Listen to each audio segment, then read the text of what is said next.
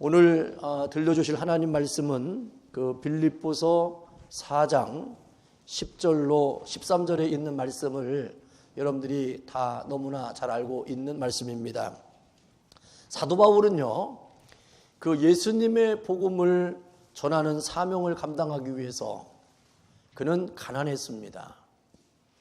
그렇지만 모든 것을 가진 자였습니다.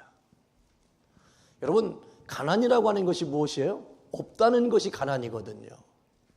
그렇지만 모든 것을 가졌다고 하면 그는 가난하다라고 누가 얘기할 수 없습니다. 나는 가난하지만 다른 사람들이 나를 가난한 자로 인정하지 않는 이유가 있다면 모든 것을 소유한 자로 삶을 살 수 있는 은혜를 받았기 때문입니다. 그리고 아내가 없었습니다. 하나님의 거룩한 소명과 사명을 감당하다 보니까 가정을 이룰 수가 없었습니다. 그렇지만 그는 가는 곳곳마다 믿음의 사람들을 만나서 그는 이렇게 고백합니다. 나의 어머니시다. 나의 아버지시다. 나의 형제다. 내가 믿음으로 낳은 아들이다. 라고 하면서 그는 삶을 살았어요. 실질적으로, 현실적으로는 그는 아무것도 없는 사였지만, 피부치도 없고 혈육도 없었지만, 그러나 하나님은 그를 만나는 모든 사람들에게 부모를 만나는 것과 같이, 형제를 만나는 것과 같이, 자녀를 만나는 것과 같은 삶의 고백으로 그를 순화 살았습니다. 그리고 그는 늘 나그네로 살았습니다. 예수님이 말씀하신 것처럼 인자는 머리 둘 곳이 없다라고 하는 것처럼 바울도 나의 집이 없었습니다. 나그네의 삶을 살았습니다. 그렇지만 그는 길거리에서 들녘에서 잔 적이 없습니다. 집에서 잤습니다. 왜냐하면 그의 잠자리를 제공해주는 하나님의 사람, 믿음의 동역자들을 만났기 때문입니다. 그래서 그는 집이 없는 것 때문에 염려하고 걱정하지 않았습니다. 왜냐하면 하나님이 그에게 누울 것과 잘 것과 먹을 것과 마실 것을 하나님이 해결해 주셨기 때문입니다. 그리고 그는 말할 수 없는 핍박과 고통을 당했습니다. 그는 온몸에 예수님의 흔적, 즉 복음 때문에 당하는 핍박의 흔적을 당했습니다. 그는 매를 수도 없이 맞았습니다. 그리고 온몸에 다른 사람으로부터 핍박당한 흔적이 온몸에 상처기로 남아 있습니다. 그렇지만 그는 그 고통을 자기의 육체적 고통이라고 얘기하지 않고 예수의 흔적이라고 얘기했습니다. 즉 오늘도 이 시간에 내가 예수님을 믿는다는 것 때문에, 하나님의 뜻대로 사는 것 때문에 내가 배고파 본 적이 있다면 그는 복 있는 사람이에요. 내가 교회를 가는 것 때문에 누구로부터 욕을 먹었고 핀잔을 당하고 때로는 외면을 당하고 조롱을 당했다면 우리는 그게 복 있는 사람입니다. 바울은 그 모든 일들을 온몸으로 당했습니다. 그리고 오랫동안 감옥에서 지냈습니다. 그럼에도 현실을 원망하거나 탄식하지 않고 늘 기쁘게 살았습니다. 남들은 별장에서 호화롭게 살면서도 탄식하며 자살하지만 바울은 감옥에서 살면서 기쁨과 행복을 노래할 수 있었습니다. 지옥 같은 곳에서 천국 같은 삶을 사는 사람이 있고, 천국과 같은 집에서 지옥과 같이 삶을 사는 사람도 많이 있습니다. 우리의 목적은 큰 집을 갖는 것이 목적이 아닙니다. 우리는 행복해지는 목적입니다. 우리는 평안해지는 겁니다. 기쁨이 내 안에서 차고 넘치는 삶을 살아가는 것이 우리의 목적인 것입니다. 사랑하는 성도 여러분, 바울이 존귀하게 될 수밖에 없었던 이유는 모든 환경과 처지에 자기가 매이지 아니하고 그 모든 것들을 극복해 나갔다는 것입니다. 온도에 따라서 오르락내리락 하는 온도계처럼 환경과 처지와 기분과 감정에 따라서 나의 언어와 나의 삶의 행동이 왔다 갔다 하면 안 되는 거예요. 추우면 온도를 올리고 더우면 온도를 낮추는 온도 조절기처럼 환경의 지배를 당하지 말고 환경을 지배하고 활용하는 삶이 되시기를 주님의 이름으로 축원합니다. 우리 그리스도인들은 온도계가 아니에요. 우리는 온도 조절 장치의 기계와 같은 존재입니다. 그러니까 여러분들은 그래서 어떠한 형편과 상황 가운데서도 여러분들을 지켜나갈 수 있는 그 근간을 소유해야 돼요. 내 중심이 요동할 수 없는 그 중심이 무엇일까? 십자가란 가난을 추구하는 삶이 아닙니다. 많은 사람들이 예수 믿는 사람들은 가난해야 된다, 청빈해야 된다라고 하는 것으로 우리를 자꾸만 가두려고 해요. 그러나 성경에 예수 믿는 사람은 가난하라고 얘기한 적이 없어요. 그러나 심령은 가난해야 됩니다. 우리가 물질로 가난해서 궁색해야 될 이유가 없는 거예요. 잠언서에 나왔는 지혜자가 기도하기를 뭐라고 그랬습니까?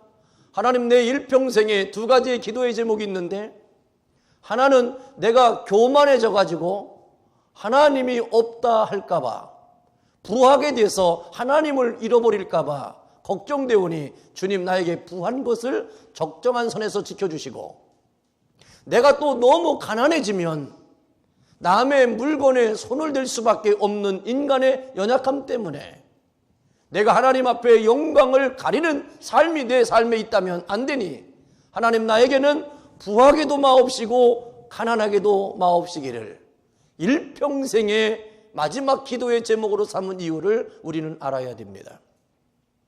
사랑하는 성도 여러분, 우리는 땀을 흘려야 삶을 사는 사람들입니다.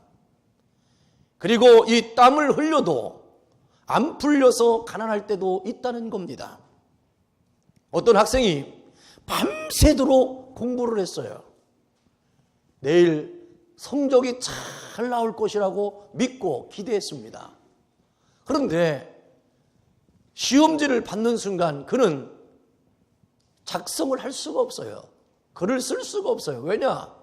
이 학생이 너무너무 열심히 공부했는데 공부한 건 하나도 안 나왔고 모르는 것만 나왔단 말이에요. 그러면 그가 빵점 맞는 것은 멋있는 빵점입니다. 그렇지만 빵점 맞은 것 때문에 내가 잘못된 것이 아니에요.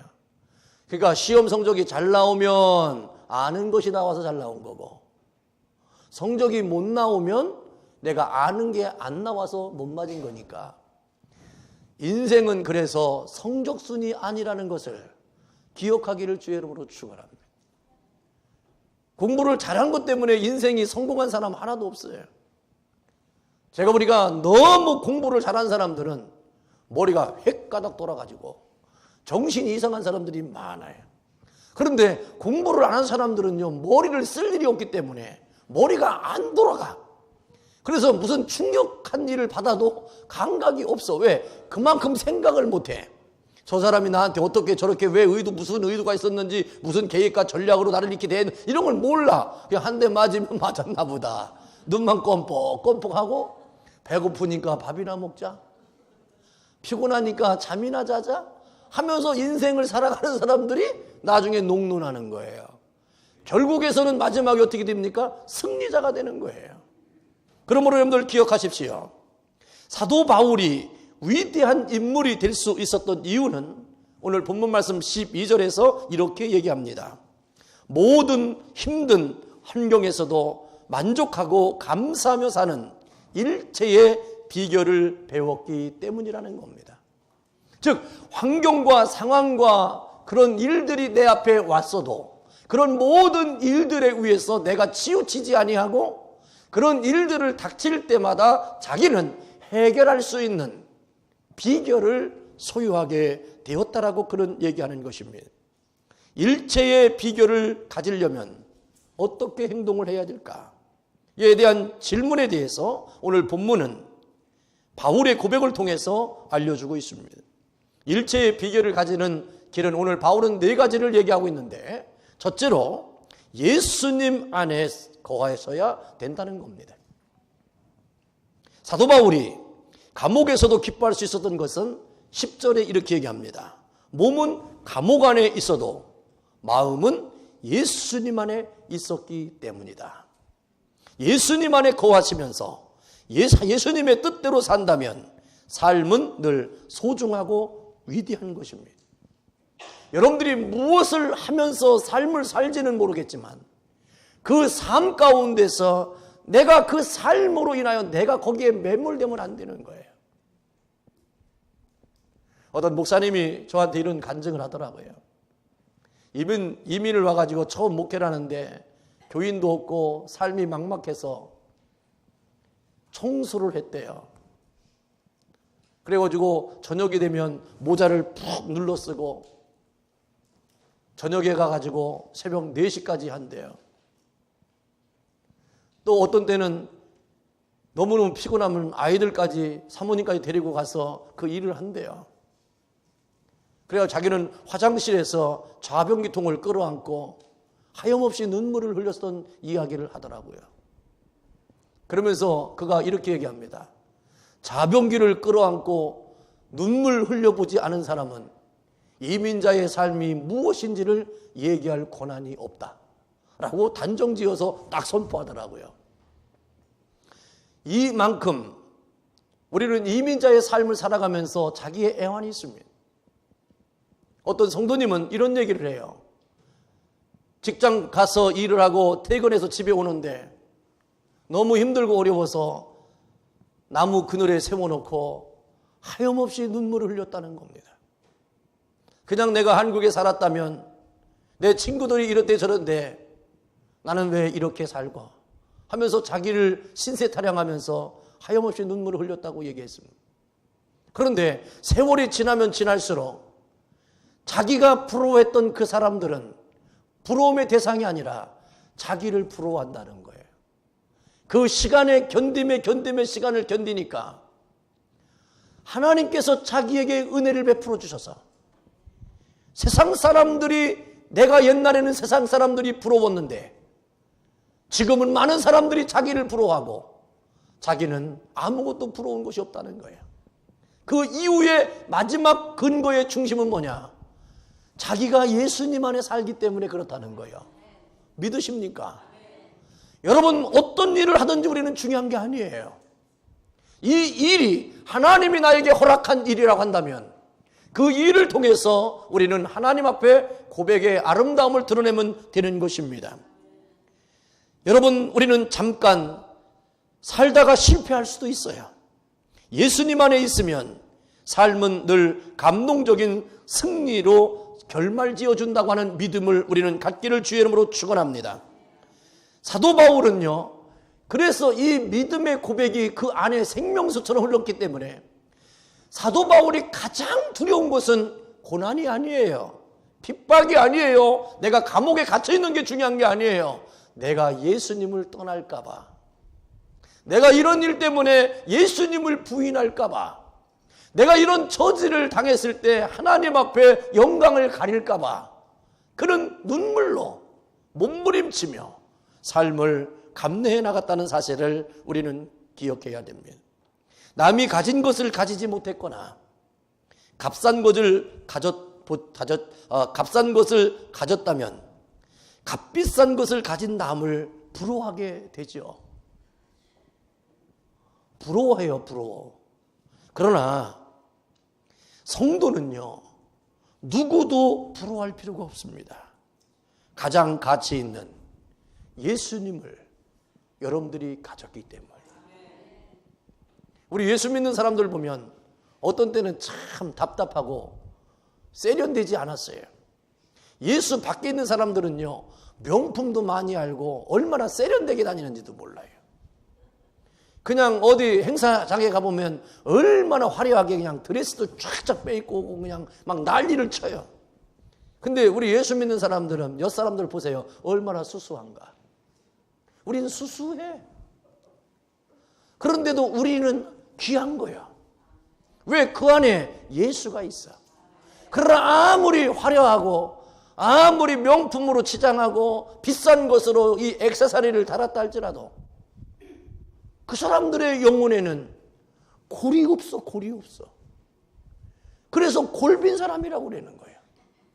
왜 자기가 이것을 했는지, 내가 왜 이것을 입고 와야 됐는지를 알지를 못해요. 그래서 이런 말이 있습니다. 심리학에서 자신의 존재 가치가 약한 사람일수록 소유로 자기의 존재를 드러내고 싶은 욕망이 사람에게 있다는 겁니다. 그러니까 자기의 존재가 약하면 약할수록 자꾸만 외적으로 막 자꾸만 치장을 하려고 하는 거예요. 자기의 모습에서 자기가 감출 것이 있으니까 다른 것을 자꾸만 달아가지고 반짝반짝한 걸 달아가지고 사람들의 눈을 이렇게 고기를 보게 만드는 거예요. 그렇다고 내가 없어집니까? 여러분, 우리는 예수님이 여러분들 안에 있다면, 여러분들이 예수님이 여러분들의 생명의 주관자가 되심을 믿는다면 나는 이 세상에 그 어떠한 것도 부러운 것이 없어지기를 주님의 이름으로 축원합니다. 이 은혜를 우리는 소유하는 자가 되어야 돼요. 사람이 삶의 장애를 다 제거하며 살 수는 없습니다. 그렇지만 우리는 아는 원리가 있어요. 물이 차오르면 배가 암초에 걸리지 않듯이 은혜의 물이 여러분들의 심령 속에, 마음 속에 차오르면 여러분들의 모든 장애는 예수의 이름으로 떠날 줄로 믿습니다. 내 인생의 장애를 내가 어떻게 없앨 수가 있겠어요? 내가 머리가 부족한 걸 어떻게 없애겠습니까? 어떤 애들은요 1시간만 공부해도 아는데 나는 10시간 해도 공부를 했는데 공부한 거는 아는데 옛날에 알았던 건 또 다 잊어버렸어. 왜냐면 내 용량이 다르니까. 그러면 여러분들 어떻게 하겠어요? 그러한 것들로 인하여 여러분들의 인생이 갈등 관계가 아니라 나는 늘 옛날 것은 잃어버리고 새 것으로 채워지는 존재라고 고백하면 축복인 거예요. 아멘이죠? 여러분, 내가 쌓아지는 것 때문에 삶을 사는 게 아니라 그날 버는 것으로 산다면 나는 오늘을 최선을 다해 살아야 오늘을 아름답게 사는 거예요. 그렇다면 이 삶이 얼마나 귀하고 존귀한 삶입니까?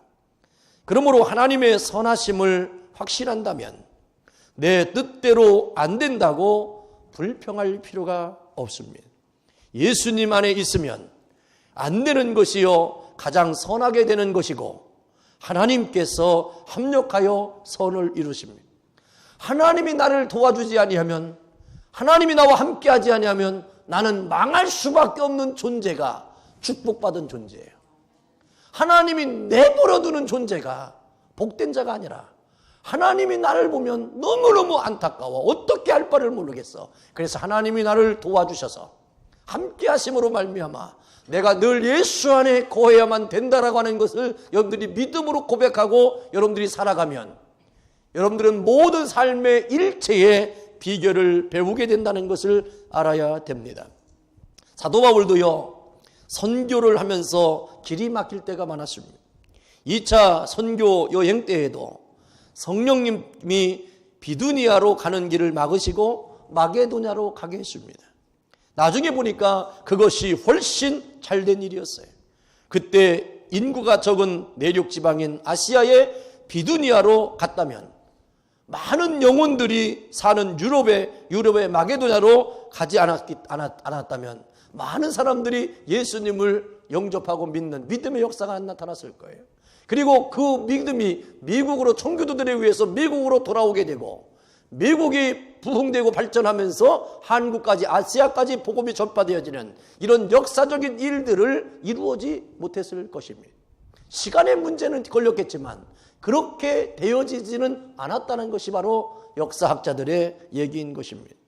길이 막히고 문제가 풀리지 않아도 실망하지 말고 긍정적인 생각과 해석으로 그 상황을 잘 극복하는 믿음의 성도님들이 되기를 주님의 이름으로 축원합니다. 그러므로 우리는 내가 생각한 대로 계획한 대로 안 되는 것이 우리는 복이요. 그래야 누구의 뜻대로 가? 하나님의 뜻대로 가. 그러니까 우리는 그 교만할 수 있는 근거가 안 되는 거예요. 여러분, 이민자들의 삶의 통계를 보니까 이민 오실 때 대사관에서 비자가 빨리빨리 잘 된 사람들은요, 미국 가서 잘 못 살아요. 근데 그 가정에서 어렵고 힘든 가운데서 여기 온 사람들은요, 여기서 살아야 돼. 얼마나 잘 살았는지 몰라. 그리고 한국에 황금 송아지 많다는 사람들은 여기서 잘 못 살아. 근데 자기는 한국에 돌아갈 곳이 없다라고 하는 사람은 여기서 잘 살아. 여러분들은 어떤 사람들입니까? 돌아갈 수가 없어. 아멘. 나는 이 사람하고만 살 수밖에 없다라고 생각해야 그냥 잘 살아. 근데 나는 이 사람 아니고도 다른 사람하고 잘 살 것 같다 그러면 이상한 생각이 들어. 그게 잘 못 사는 거예요. 그러니까 여러분들, 내가 예수 안에서 삶을 살아가는 것만큼 우리가 승리할 수밖에 없다는 사실을 꼭 기억하기를 주님의 이름으로 축원합니다. 그러므로 매일 손쉬운 날이 되게 하는 것은 쉽지 않습니다. 그러나 손쉬운 날은 또 없습니다. 그러나 힘든 나날을 좋게 만들 수는 있어요. 그것은 바로 무엇이냐면 시작을 하나님과 함께, 마지막을 하나님과 함께, 순간순간을 예수님 안에서 살면 반드시 승리하게 될 것을 믿으시기를 주의 이름으로 축원합니다. 두 번째로, 자기를 긍정하셔야 됩니다. 나를 축복할 수 있는 사람은 오직 나밖에 없어요. 왠지 아십니까? 내가요, 옆 사람한테 잘해주고 좋게 해주면 옆 사람이요, 칭찬 많이 해요. 근데 옆 사람을 귀찮게 하고 힘들게 하고 별로 도움도 안 되면요, 구박해요. 남편들 돈 안 벌어보세요. 한 2달만 안 벌어보세요. 처음엔 괜찮다고 그래. 아주 믿음이 있으니까, 아이 뭐 여보 괜찮아. 주님이 다 먹이시고 살리셔. 걱정할 거 없어. 난 기도할 테니까 하나님 역사 이렇게. 근데 그거 뻥이야, 뻥. 그거 믿었다간 큰일 나. 여러분들, 누가 여러분들을 축복할 거예요? 칭찬할 거예요? 나 스스로가 해야 돼요. 여러분들, 자기의 가능성을, 자기를 축복할 수 있는 능력을 길러내야 됩니다. 잘한다 남한테 들으려고 하지 말고 내가 나한테 잘한다 너는 지금 잘 살고 있다 인정해줘야 되는 거예요. 옆 사람한테 기다렸다가는요, 눈 빠져요. 그렇게 해야 될 이유가 하나도 없어요. 사도 바울은요, 11절에 고백하기를 이렇게 얘기합니다. 어떤 형편에서도 자족했다라고 얘기해요. 그리고 12절에서는 어떤 형편에도 처할 줄 안다라고 자기를 긍정하는 얘기를 합니다. 하나님은 자기를 긍정할 줄 아는 사람, 자기를 축복하고 사랑할 줄 아는 사람을 좋아하세요. 예수님 믿고 얻은 가장 큰 축복은 긍정적인 믿음이 생긴 겁니다. 환경을 내 뜻대로 바꾸지 못하지만 환경에서 감사할 수는 있습니다. 날씨를 마음대로 바꿀 수는 없지만 어떤 날씨에도 감사하면 됩니다. 남의 개성도 고칠 수는 없지만 그래도 받아들이고 감사하면 됩니다. 그때부터 창조적인 변화와 역사가 시작됩니다. 어느 날 한 청년이 랍비를 찾아와서 괴팍한 처녀와 결혼하겠다고 얘기를 합니다. 랍비가 이렇게 말해요. 자네, 그 처녀가 성격이 괴팍하다는 것을 알고 있는가? 그랬더니 청년이 네, 알고 있습니다. 그런데 괜찮겠는가? 이렇게 물었더니 이 청년이 이렇게 얘기합니다. 예, 결혼해서 조금씩 고쳐가며 살려고 합니다. 이렇게 얘기하는 거예요. 뭐 하겠다고? 고쳐가면서 사는데 어떻게? 확 고치는 게 아니라 조금씩 고쳐가면서 살겠다는 거예요. 그때 랍비가 이렇게 얘기합니다. 고쳐가며 살려면 그만두게. 그러나 맞춰가며 살려면 결혼하게. 여러분, 누구를 고치려고 하면 안 됩니다. 맞춰가면서 살아야 돼. 지금까지 오랜 세월 동안 산 거는 고쳐 산 게 없어. 맞춰가면서 살았기 때문에 지금까지 있는 거예요. 근데 여러분들 자꾸만 고치려고 그래요. 남을 고쳐서 살려고 하면 행복하기 힘들지만 나를 고치고 맞춰서 살려고 하면 행복할 수 있습니다. 목회도요, 처음에 보면 교인을 고치려고 열을 내지만 장차 교인을 고치기보다는 내 마음을 바꿔먹고 나를 고치는 것이, 맞춰가면서 하는 것이 정답이라는 걸 깨달아요. 그래서 목회도 오랜 세월을 해야 여유가 생기는 거예요. 저가 좀 여유가 생겨 보이지 않습니까? 몇 년 전까지만 해도요, 그 여유가 없는 거예요. 막 그냥 대치 상황인 거예요. 고쳐보려고, 뭔가 해보려고, 될 줄 알고. 그러나 개뿔이요. 다 된 게 없어. 된 게 없어. 오직 뭐만 된 거냐? 맞춰가면서 살아간 것만 된 거예요. 여러분, 예수님도요, 율법으로 고쳐서 구원할 사람이 하나도 없다는 것을 아시고 내가 너를 보혈로 덮어 데리고 가야겠다라고 하셨기 때문에 십자가를 지신 것을 믿으시기를 주의 이름으로 축원합니다. 그러니까 예수님도 그렇게 하셨잖아요. 안 되는 것을 아시는 거예요. 그러니까 여러분들 절대로 옆 사람 고치려고 하지 마세요. 고치려다가 꺾어가지고 기죽이는 경우는 많아. 그러나 여러분, 기죽여가지고 옆 사람 살면 꼴불견이요. 차라리 옛날에 소리 질렀던 게 낫고, 옛날에 뻥뻥댔던 것이 낫고, 옛날 허세 부렸던 것이 낫지, 기가 팍 죽어가지고 어깨는 축 처져가지고 그냥 오늘은 뭘 주실랍 합니까? 어디 가는 나 좀 데리고 가면 안 되는가? 이렇게 따라다니고 붙어다니면 꼴불견이요. 늘 절대로 꺾어서 기죽여가지고 데리고 다니려고 하지 마세요. 여러분들, 옆 사람이 그래도 힘이 있는 게 나아. 그래도 소리 지르는 게 나아. 뭔가 있는 것처럼 뻥뻥대는 게 나아. 여러분들 절대로 꺾거나 고치려고 하지 말고 자꾸만 맞춰가면서 살아가야 우리가 행복해진다는 사실을 기억하십시오. 여러분, 가정에서도 배우자나 자녀를 고쳐서 살겠다고 하면 살기 어려워집니다. 자식이 의로 와서 사랑하십니까? 부족해도요, 그 모습과 성품을 인정하면서 변화를 추구해요. 어떤 때 자식을 보면 속상할 때가 있어요. 그 속상한 거는 걔가 잘못해서 속상한 게 아니에요. 왜? 내가 그토록 내가 싫었던 나를 그놈이 닮아서 화가 나는 거예요. 부모가 나에게 화를 내걸랑 내가 잘못하여 화낸다고 하지 말고 지 모습을 지가 보니까 화를 내는구나 라고 생각해서 화를 낸다는 것만 인정하세요. 여러분, 거울 보고 놀라는 것은 자신 보고 놀라지 무슨 거울에 비춰진 모습 때문에 놀라는 사람이 어디 있겠어요? 내가 나를 보고 놀래? 어쩌면 내가 이렇게 바뀌었는가? 어쩌면 내가 이렇게 변했는가? 내가 왜 이렇게 되어졌는가? 라고 하면서 자기 때문에 놀라는 거예요. 마찬가지로 여러분, 옆 사람에게 분노하는 이유가 뭡니까? 옆 사람 때문에 속상한 일이 뭡니까? 옆 사람을 축복하고 옆 사람을 긍정하고 인정하는 것 때문이 아니라 내가 저 사람을 어떻게 한번 바꿔가지고 고쳐가지고 꺾어 놓으려고 했는데 그것이 안 되는 것 때문에 자기 때문에 자기가 속상한 거야.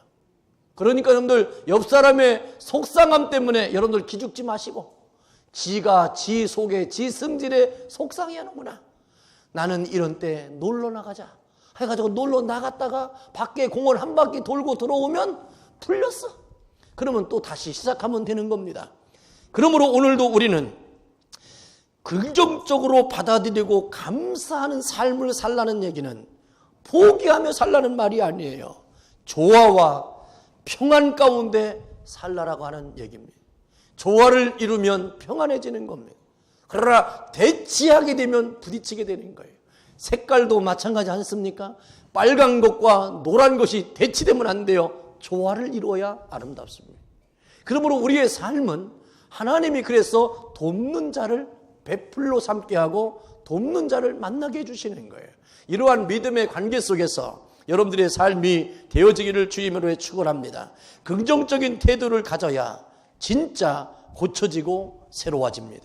이제 수시로 이렇게 기도하셔야 됩니다. 하나님, 힘써 용납하고 범사에 감사하면서 살게 하소서. 어떤 환경에서도 자기를 긍정하고 축복하며 사는 사람만이 최후의 승리자가 될 줄로 믿습니다. 세 번째로 참된 믿음을 가져야 됩니다. 오늘 13절의 말씀해 보니까 이렇게 되어 있습니다. 내게 능력 주시는 자 안에서 내가 모든 것을 할 수 있느니라. 이 말씀은요, 예수님을 믿는 사람이라면, 교회 다니는 사람이라면요, 너무너무 좋아하는 거예요. 왜? 내게 능력 주시는 자 안에서 내가 모든 것을 할 수 있다라는 이 말이 얼마나 자기에게 힘이 되는지 모릅니다. 어떤 분들은 이 말씀을 믿으면 모든 것을 할 수 있다라는 말씀으로 오해해서 만사 성취, 만사 형통을 구하지만 이 말씀은 만사 성취와 만사 형통을 약속한 말씀이 아니에요. 잘 들어보세요. 내게 능력 주시는 자 안에서 내가 모든 것을 할 수 있다는 겁니다. 그러면 내게 능력 주시는 자 안에서, 즉 모든 것을 할 수 있는 전제의 조건은 남니까 능력 주시는 그분입니까? 능력 주시는 그분인 거예요. 그분이 내 마음에 오셔서 나를 역동성 있게 만들어 가야만 되는 거예요. 나를 나대게 하고 내가 그 일을 할 수 있는 능력을 주셔야만이 내가 모든 것을 할 수 있는 거예요. 그런데 내가 육체로만 있다면 나는 아무것도 아닌 것입니다. 그러나 그 안에 무엇이 담겨 있느냐에 따라서 달라지는 겁니다. 담겨져 있는 것이 능력인 거예요. 내게 능력이 아니라. 그러므로 오늘 여러분들의 참된 믿음은 예수님이 내 안에 담겨지고 하나님의 말씀이 내게 담겨지고 성령의 은혜와 능력이 내게 담겨질 때 나는 모든 것을 할 수 있는 자가 된다라고 하는 사실을 기억하시기를 주의 이름으로 축원합니다. 잘못하면 이 말씀이 기복주의로 바뀌게 되는 겁니다. 기복주의로 바뀌게 되면 이런 일이 생기게 돼 있어요. 믿으면 낫는다고 했는데 왜 사랑하는 사람이 죽었지? 물질로 믿음의 씨앗을 심으면 형통해진다고 했는데 왜 내 가정과 사업은 어려워지나? 왜 이런 회의가 빠집니까? 복음이 능력이 없거나 기독교가 잘못된 것이 아니라 자신이 왜곡된 진리를 따랐기 때문입니다. 잘 믿고 기도해서 만사 형통과 만사 응답의 주인공이 된다면 어떤 사람이 안 믿고 어떤 사람이 기도하지 않겠습니까? 믿어도 안 되고 기도해도 안 되는 이유가 오직 하나예요. 내게 능력이 담겨지지 않았기 때문에, 능력 주시는 자가 내 안에 거하지 않았기 때문에 그렇습니다. 나는 그분을 안다라고 얘기하는데 그분이 나를 알아야 돼. 미국의 대통령이 누굽니까? 조정혜 권사님. 미국 대통령이 누구죠? 성함이? 트럼프라고 그래요. 트럼프가 미국의 대통령입니다. 이거는 우리 모든 사람들이, 세계 사람들이 다 알아. 근데 중요한 건 뭐냐? 트럼프가 조정혜를 알아야 돼. 그래야 백악관에 부르지. 그런데 모르면 절대로 부를 수가 없어요. 여러분, 중요한 게 바로 그겁니다. 내가 트럼프를 아는 게 중요한 게 아니라 나도 트럼프를 알아야 되고 트럼프도 나를 알아야 돼. 그래야 만나면 역사가 나타나. 기적이 나타나는 것처럼 참된 믿음이라는 건 뭐냐? 내가 하나님을 안다는 거, 예수님을 믿는다는 거, 성령에 의지한다는 거, 이게 중요한 게 아니라 그분이, 내가 그 고백하는 진실을 그분이 인정하여 나에게 임재하셔야 돼. 임재하셔야 돼. 조정혜 권사님이 트럼프 대통령을 그렇게 만나고 싶어하는 열정이 있어. 사모하는 마음이 있어. 그게 언론에 되고 막 되면은 어떻게 될까? 사모하면 트럼프 대통령 연락이 와. 나를 그렇게 만나고 한번 만납시다. 이렇게 연락이 와. 근데 왜 주여라고 그럴까?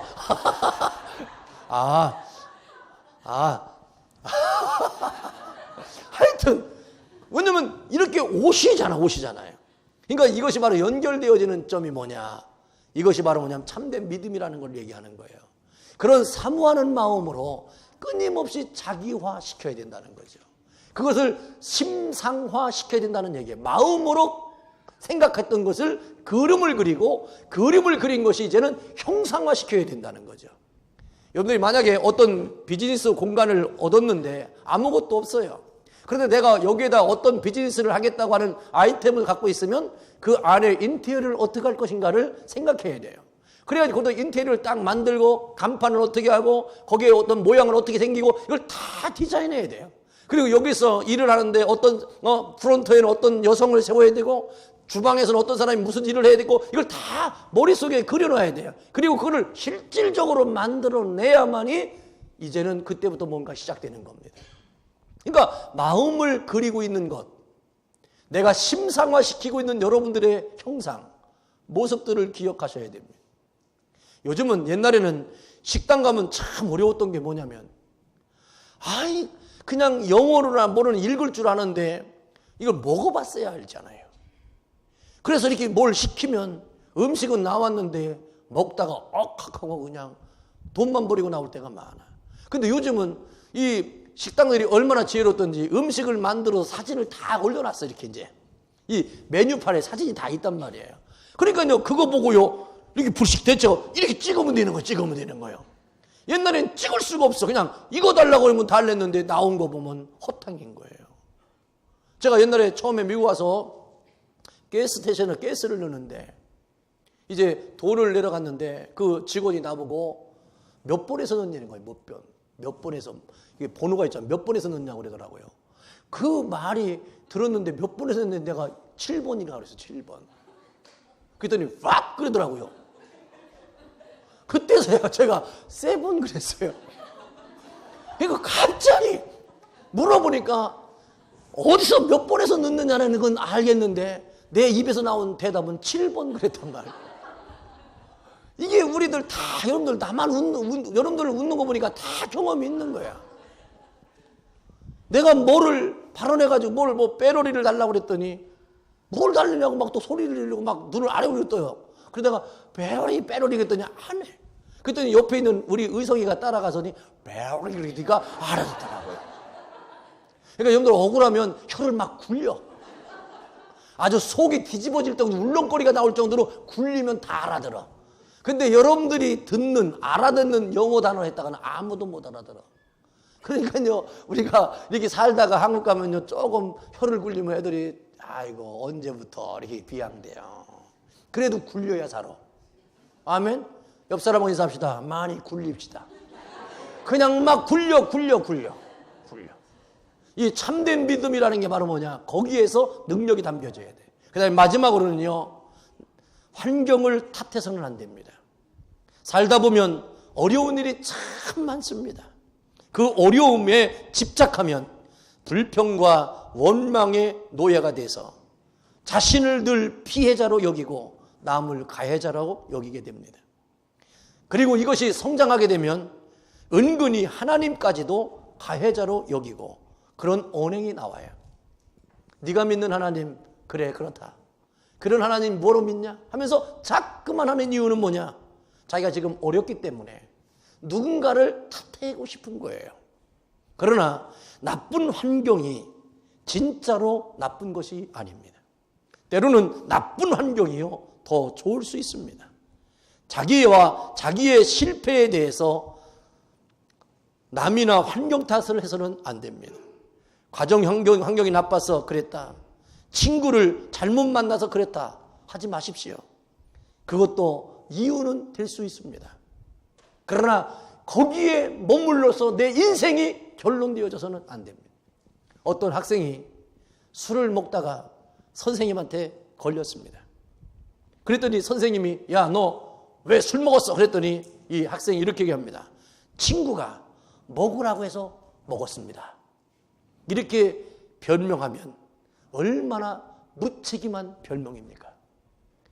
선생님, 내가 궁금해서 먹었습니다. 이걸 먹으면 어떤 반응이 날까 궁금해서 어쩔 수 없이 먹었습니다. 이렇게 하면 얼마나 멋있어. 야, 임마, 그거 임마 뭘 경험하려고 그래. 나중에 알면 되지. 이렇게 얘기할 텐데 친구가 먹으래서 먹었시오. 한 대 맞아야 돼. 여러분, 누구 탓하지 마세요. 내가 이렇게 됐으면 내가 부족해서, 내가 어리석어서, 내 판단이 잘못돼서 이렇게 됐습니다. 그러나 이것으로 나는 끝나지 않습니다. 이것으로부터 난 다시 시작할 겁니다. 나는 많은 것을 깨달았고 많은 교훈을 얻었고 많은 것을 배웠습니다. 이런 믿음의 고백으로 살면 하나님이 어떻게 될까요? 그를 들어 쓰시는 거예요.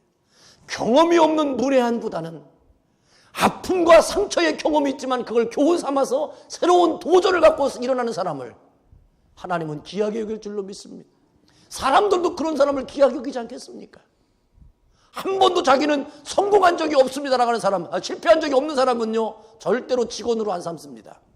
그런 사람은요 사장님한테 달려들어요. 맨날 따지기만 해요. 그런데 실패를 많이 경험한 사람을 지도자로 세우거나 또 직원으로 삼으면요 이 사람은 실수를 하는 경험이 작아진다는 겁니다. 이제 나는 성공했기 때문에 실패의 길을 들었을 것인가? 아니면 나는 실패를 경험했기 때문에 앞으로 되어지는 일들로 경험할 것인가를 우리는 선택해야 될 기로가 있는 거예요.